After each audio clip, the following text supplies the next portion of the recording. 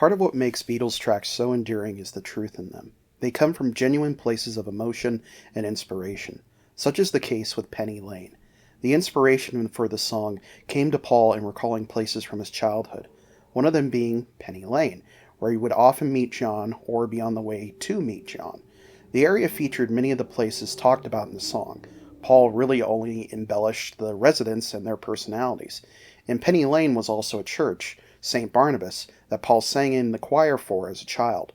Paul mentioned that in recording, he was going for a clean sound that he figured was influenced by recent work by the Beach Boys.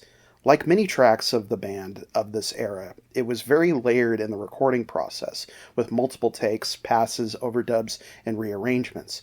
They had retreated entirely into the world of the studio and decided to push it to its absolute limit. The trumpet played on the track was performed by David Mason. David would recall, "Although Paul seemed to be in charge and I was the only one playing, the other three Beatles were there too.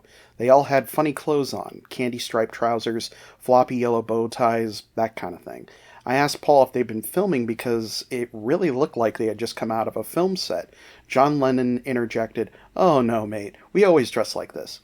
The process of writing his parts proved somewhat difficult, as Paul would hum what he wanted to George Martin, who would then work with David to transcribe it. It would be released as a double A-side with John's recollection of his childhood, Strawberry Fields Forever.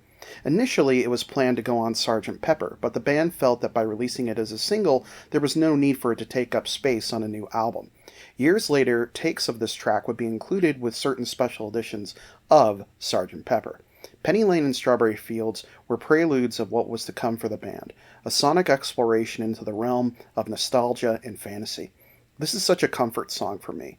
It's so warm and reassuring and familiar that it often reminds me of my own childhood, and I think a lot of others feel the same way. What do you think about this track?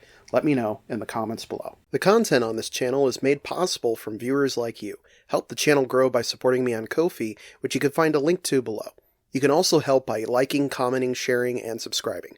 Thank you again for watching, and I will see you guys next time.